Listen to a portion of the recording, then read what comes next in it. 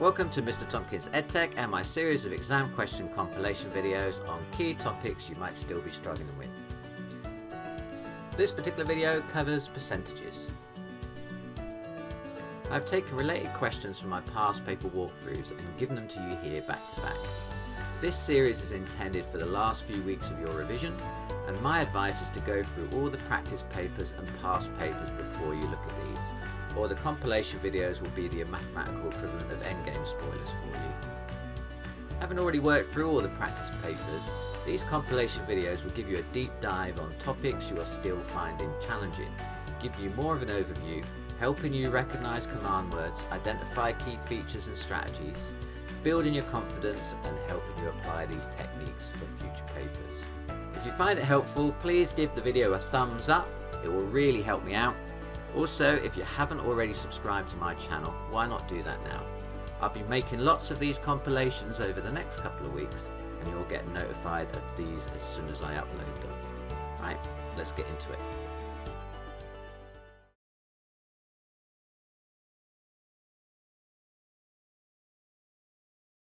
Question 16. The value of y is 20% more than the value of x. Circle the ratio of x to y. Okay, so the value of y is 20% more than the value of x. Now let's say the value of x is 100, just giving it a value. And then, so that would make the value of y 20% more than 100, which would be 120.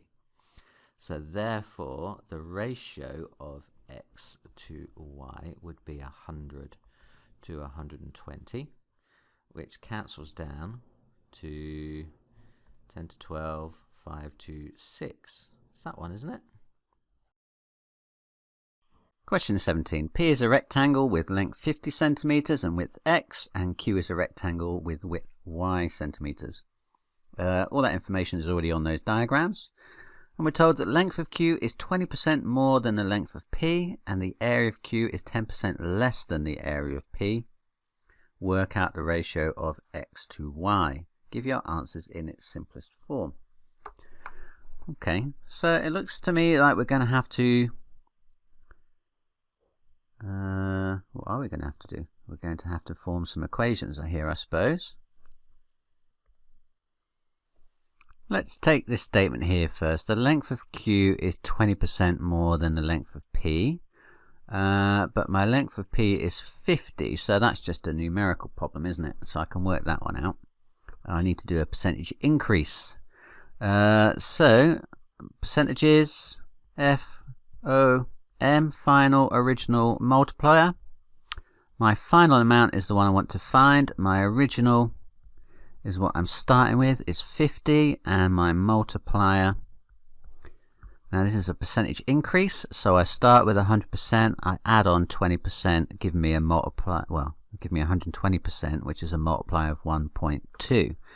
Okay, so then my final is going to be original times multiplier, covering up the F, tells me that it's O times M.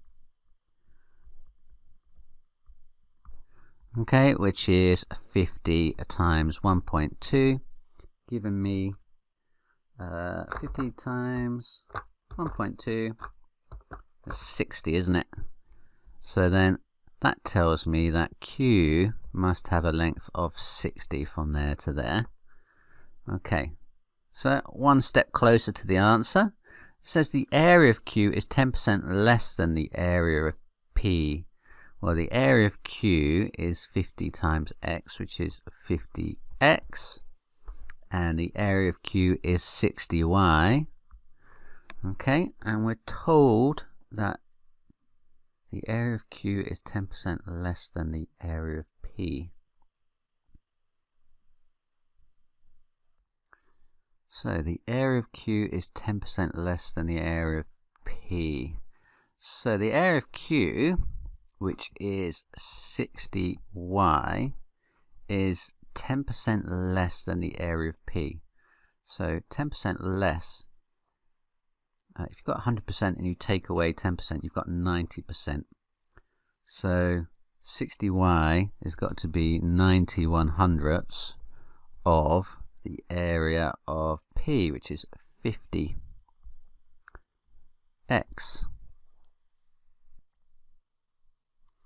So let's just cancel those, that 0 with that 0 and that one with that one. So that tells me that 60y equals 9 times 5 is 45x. So we need to take that and rewrite it now as a ratio. Well, we can probably cancel it down a little bit more first because they're both divisible by 5. Well, they're both divisible by 15, aren't they? So that's the same thing as 4y equals 3x. Now it takes a little bit of thought to turn an equation into a ratio.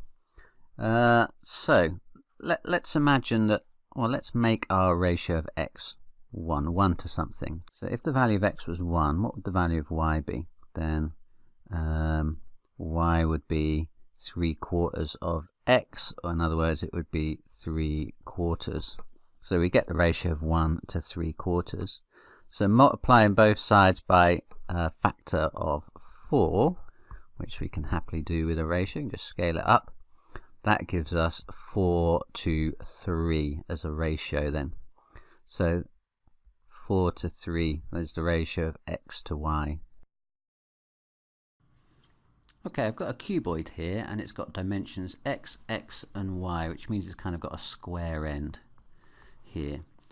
And x is going to be increased by 10% and y is going to be decreased by 20%, and we want to work out what that means in terms of the overall percentage change of the volume.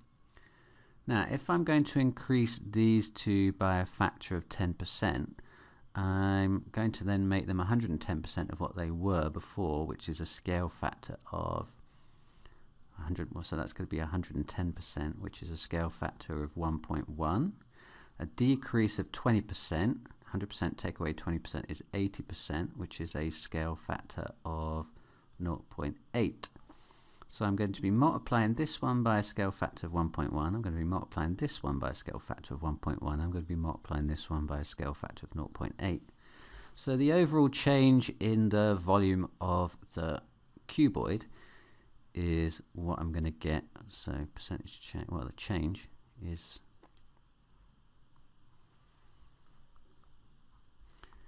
(1.1) times 1.1 times 0.8. So 1.1 times 1.1 I know is 1.21 because I know my squares, and I need to times that by 0.8. So 1.21 times 0.8, so 8, 16 and 1. So what's that? 0.123 after the decimal point, so it's there, it's 0.968. So that's equal to 0.968, which as a percentage is 96.8%, and therefore the percentage change is the difference between that and 100%. So actually this isn't the percentage change, is it? So the percentage change is going to be 100%. The difference between 100% and 96.8%, which is a 3.2% decrease. The price of a computer is reduced by 17.5%. The reduced price is £264. By how much is the price reduced? Okay, now I tend to use this little triangle for working out percentages. Final, original, multiplier, a bit like distance, speed, time triangle.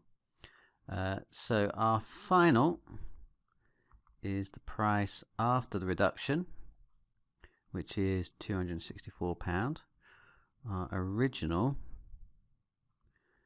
is kind of what we were trying to find, and our multiplier is going to be 100% minus our reduction,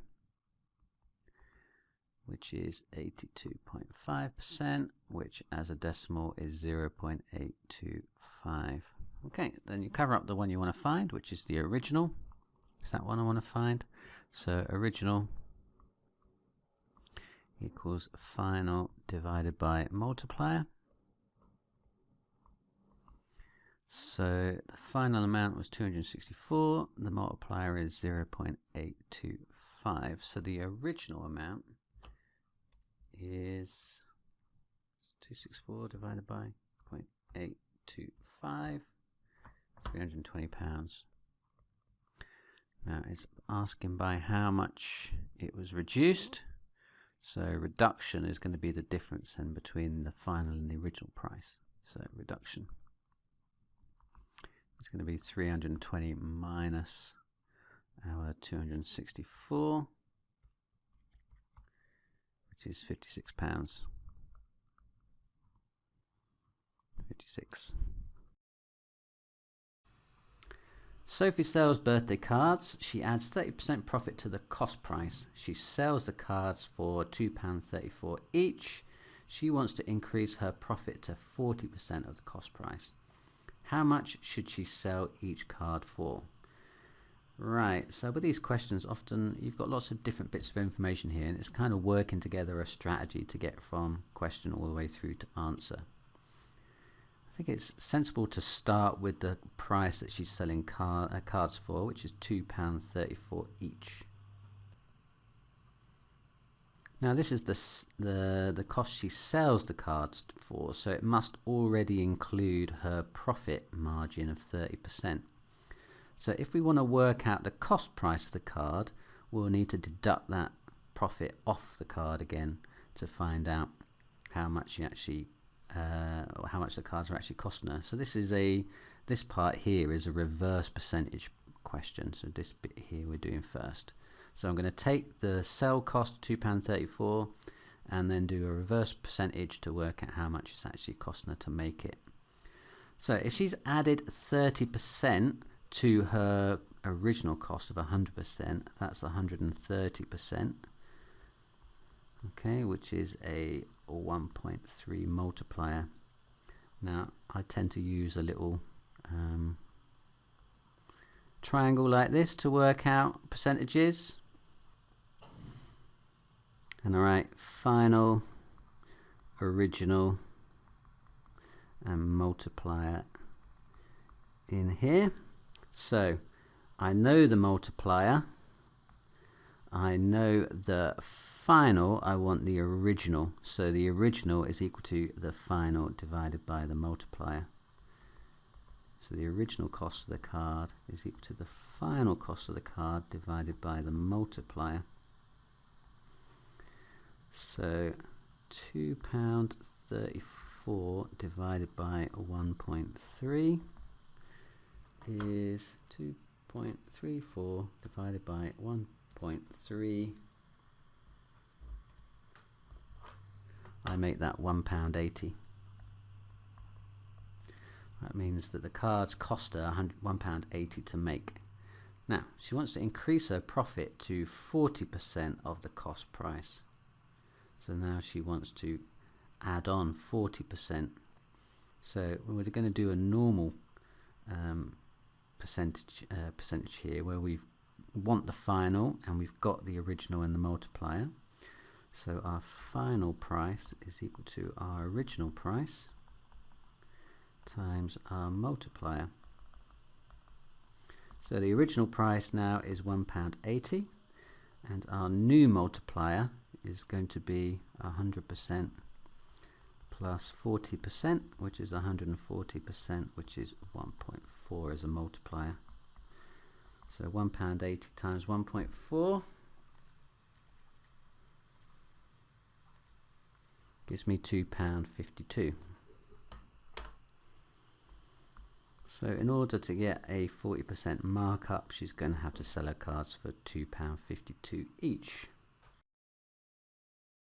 Ellie bought a scarf and a dress. The scarf cost £4 and she sold both items for a total of £26.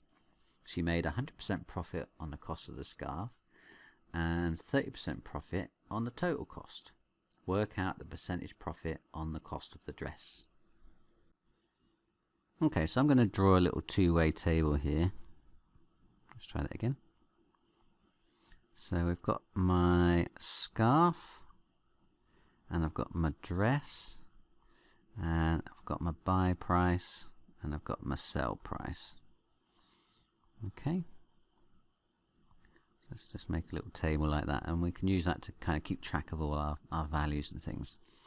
So we know that she bought the scarf for £4, and we know that she sold both items for £26, so the total selling price was 26. Now, what else do we know? She made 100% profit on the cost of the scarf. That means if she bought it for 4, she must have sold it for twice that, so she must have sold it for 8. And 30% profit on the total cost. So this amount here plus 30% has got to be the 26. So that's a percentage problem. So final is 26, original is what I want to find, and multiplier, well, 30% profit is 100% plus 30%, which is 130%, which is 1.3. Okay, now I tend to do percentages using this triangle, final, original, multiplier, like that. So I want to work out the cost of the original, so cover up the O, then original is final divided by multiplier. So original equals final divided by multiplier. I want to divide 26 by 1.3. Now 1.3 goes into 26 20 times. So that means that the items must have cost her £20. And now I can kind of work out all the blanks then, can't I? Because if she bought the scarf for £4 and she spent £20 altogether, then the dress must have cost 16. And if she sold the scarf for £8 and sold everything for £26, she must have sold the dress for £18. Okay. So what does the question ask? Work out the percentage profit on the cost of the dress. Okay.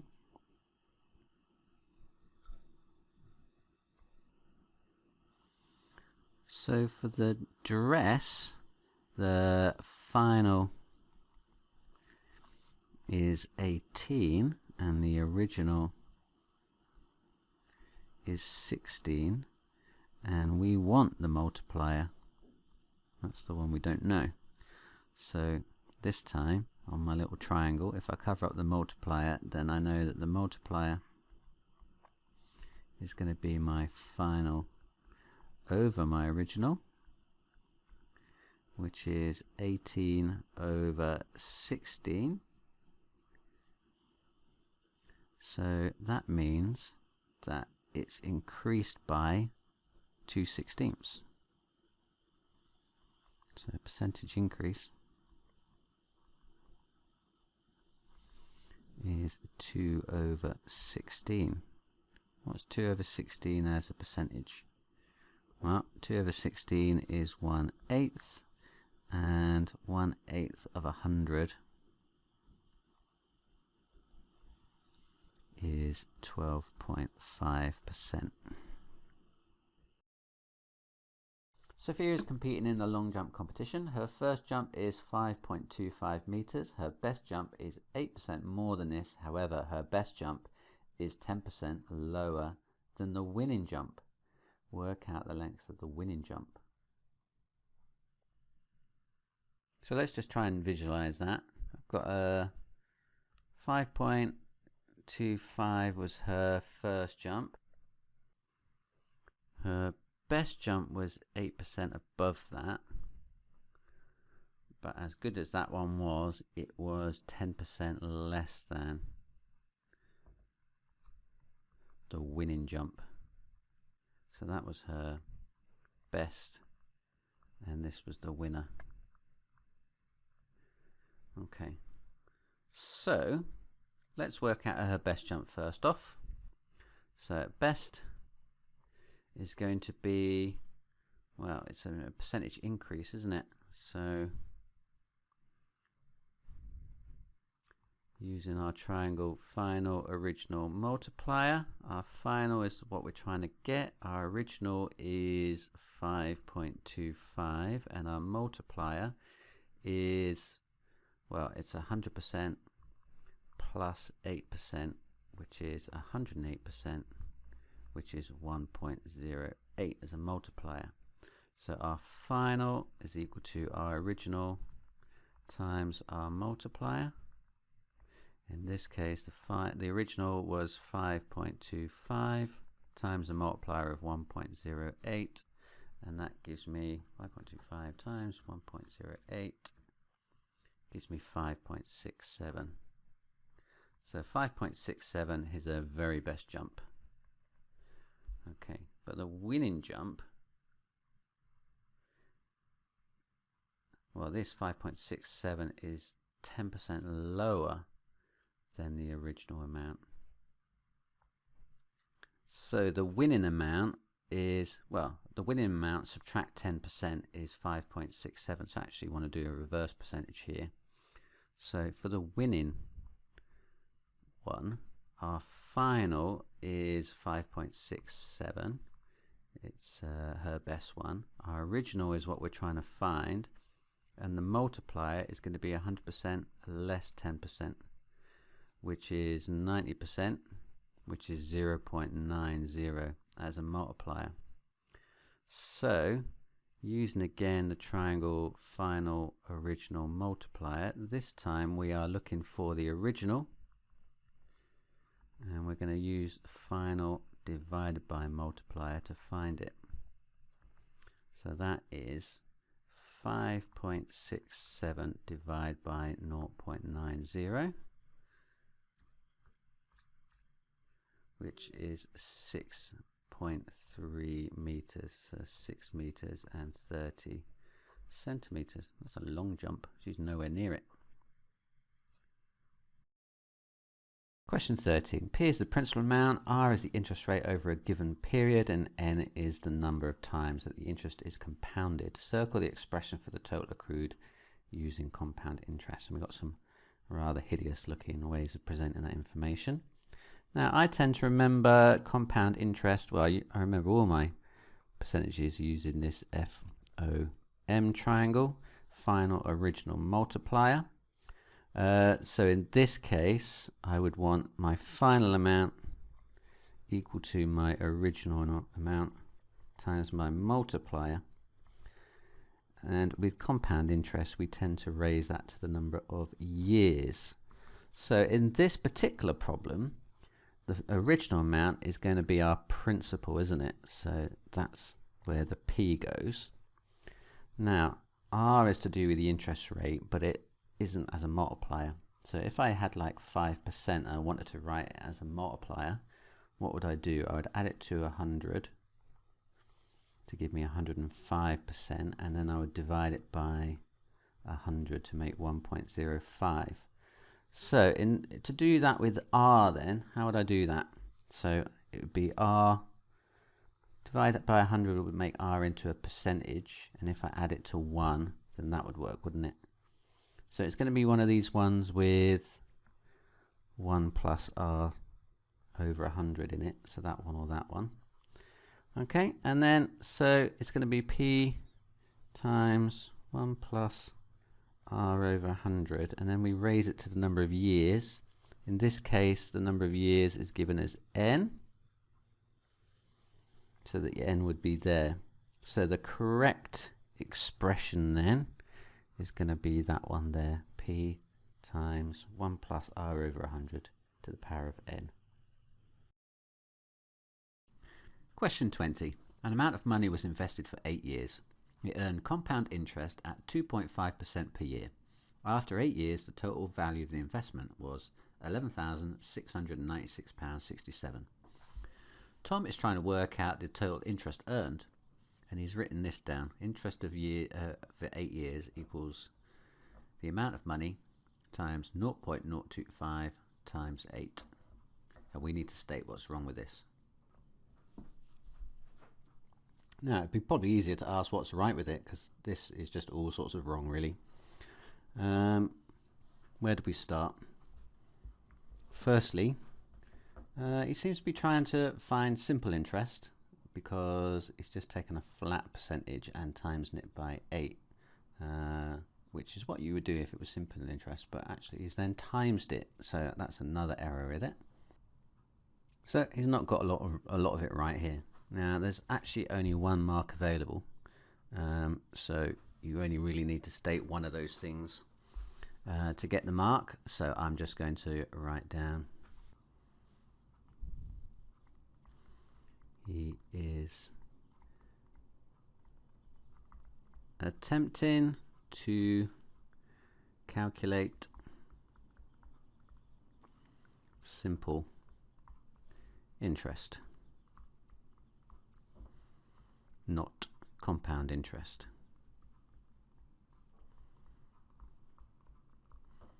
Okay, but as I said before, that's just one of many things he's got wrong.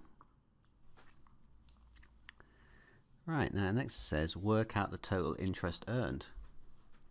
Okay, how would you do it then?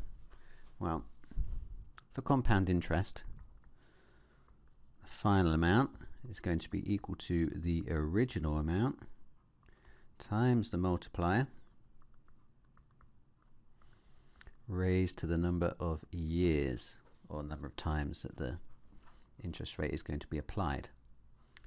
Okay, so we are told that we've got the final amount, which is 11,696.67. So let's sub that in. 696.67.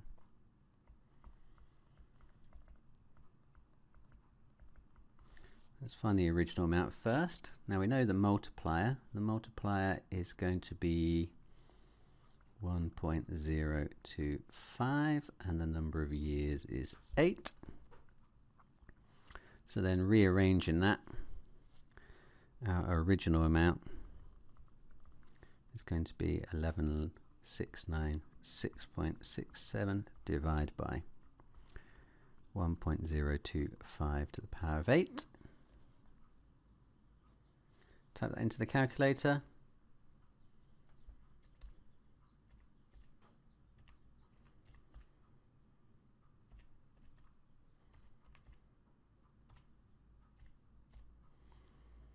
I make that 9,600 and change. I'm just going to round that off to 9,600. Okay. Now we're not quite finished, because that's the original value and the question asks for the interest earned. So that is the difference between our final amount, this one here, and our original amount. So interest earned equals 11,696.67 minus 9,600, which is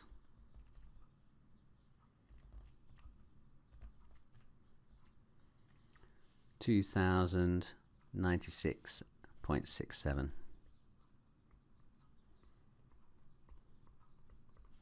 Okay. On question 17, on the 1st of January 2012, Beth invested some money in a bank account.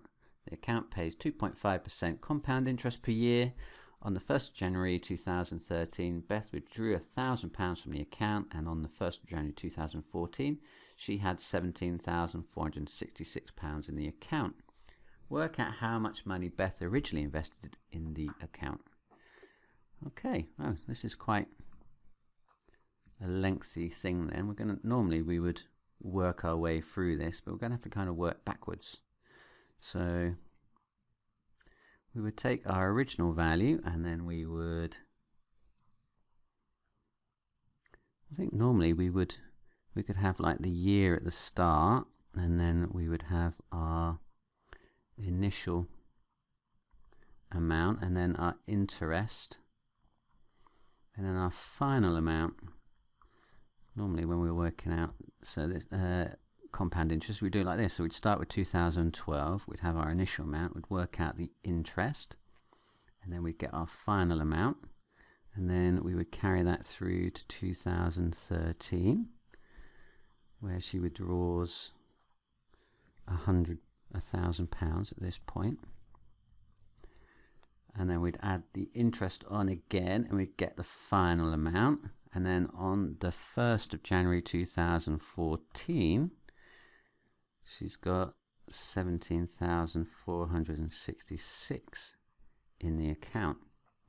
So we're going to have to work backwards so we can work out this value here, what she had to start with. Okay, so what she started 2014 with is going to be the same as what she ended 2013 in. So that value there is going to be 17,466. Now the next value we need to work out is how much she had at the beginning of 2013. Now if the interest rate was 2.5%, and we've got the final, we want the original. So I tend to do a triangle for percentages. Final, original, multiplier.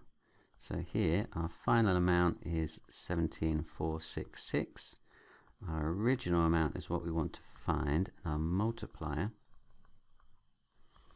is 100% plus 2.5%, which is 102.5%, which is 1.025 as a multiplier.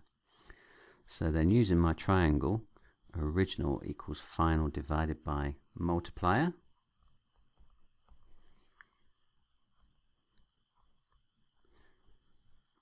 Final over multiplier, which is 17,466 divided by 1.025. On my calculator, just type that in. I make that 17,040. Okay, so that was there, 17,040.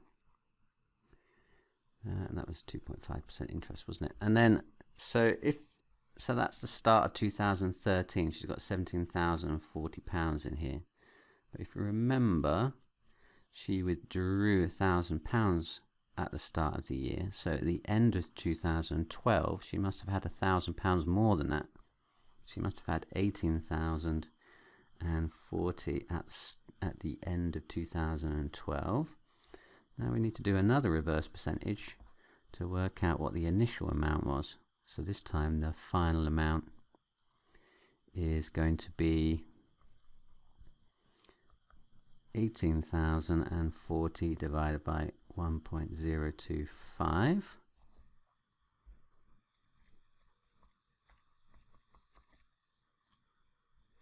which is 17,600.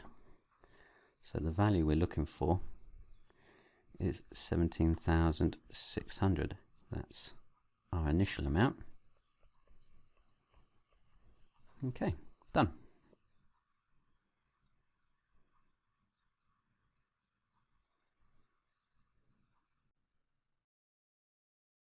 Question 16. The value of a new car is £18,000 and the value of the car decreases by 25% in the first year and then 12% in each of the next 4 years. Work out the value of the car after 5 years. Okay, so we're going to have to do, let's do this in 2 steps. I'm going to do a 25% deduction first, and then we can apply this one as a compound interest for the next 4 years. Okay, so doing my little triangle for percentages, FOM, if you've not seen this before, stands for final, original and multiplier. I tend to do all my percentage questions this way, just works for every type. So final is what we're going to get after applying the percentage change. Original is what we start with, 18,000, and multiplier. Now this is a 25% decrease.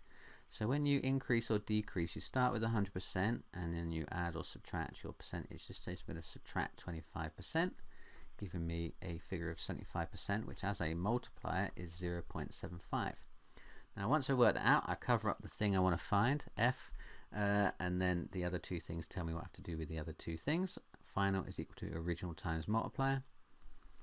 Just works the same way as the DST triangle if you use one of those.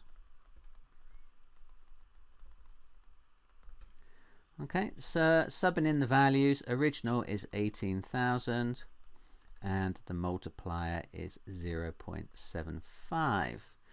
Okay, so multiplying those together, 18,000 times 0.75 gives me 13,500. So it loses its largest, it takes its largest drop in the first year. Okay, we've got 4 more years to go now. Now for the next 4 years, the interest rate is staying the same. It's going to be reducing by 12% in the next 4 years. So again, using my FOM triangle, final, original, multiplier. This time, final is going to be, again, what I want to find. Original is going to be my value from before, isn't it? After the first year. So that's going to be 13,500. My multiplier this time, starting with 100%, subtracting 12% per year, which is 88%, which is 0.88 as a multiplier. Now again, final is going to be equal to original, so final is going to be my original 13,500 times my multiplier 0.88, but this time we're going to raise that to the number of years that we're going to apply it. The number of times I need to apply that multiplier. I need to apply it 4 times because it's going on for 4 years. So type that into the calculator, 13,500 times 0.88 raised to the power of 4 gives me £8,095 and 89 pence. £8,095 89. Does it tell me to round it off at all? Work out the value. I'm just going to leave it like that then. Question 15. Mirek invests £6,000 at a compound interest rate of 1.5% per year. He wants to earn more than £1,000 in interest. Work out the least time in whole years that this will take. Okay, so with compound interest we're going to be repeatedly multiplying through by a percentage of 1.5%. So my multiplier is going to be 100% plus my 1.5%, isn't it? Which is 101.5%, which as a decimal is 1.015. Now I'm going to make use of a trick on the calculator to work this out. So in year, after the first year, so in year 1, you're going to get £6,000 times by 1.015, which is equal to, well, if I just type that into my calculator, 6,000 times 1.015, I'm going to get 6090, but I'm going to do it slightly differently because I want to make use of the recursive features of the calculator by using the answer button. So if I'm just going to type in first off the number 6,000 and then press enter or equals, then 6,000 will be stored as the last calculated value. So then rather than writing 6,000 times 1.015, I'm going to write answer times 1.015, and you'll see it gives me the same answer of 6,090. So that's my value after year 1. Now the reason I'm going to do that is that now every time I press the equal sign, it's going to feed my last calculated value back into that function and then keep timesing it by 1.015. So if I press the equal button again, I get £6,181.35. So year 2 is 6181. I'm just going to round it off there. 6181. What am I trying to do? I'm trying to get more than £1,000 interest. So I'm going to have to keep going then until this amount goes over 7,000. So that's after 2 years. Year 3, if I press the equal button again, I'm getting 6274. Press it again. Year 4 is 6368. Press it again. Y5 equals 6464. Rounding up.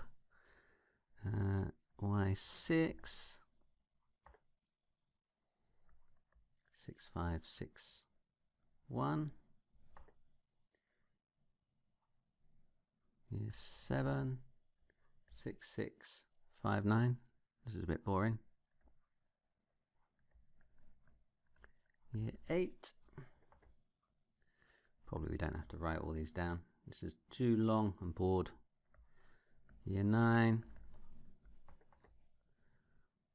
6860. Year 10. We're getting close. Year 10 is 6963. So I think in year 11, yeah, that's when we go over, isn't it? 7067. So work out the least time in whole years that it will take. It will take at least 11 years. Okay, so it's taken him 11 years to get there. Well, I hope this video helped you get a better overview of the topic. If it did, give it a thumbs up. You can find more exam question compilations over here. For more past paper walkthroughs, click down here. If you want to visit my Amazon shop with my recommendations for calculators, revision guides and other maths related stuff, click down here. Good luck in your revision and in your exams, and see you again next time.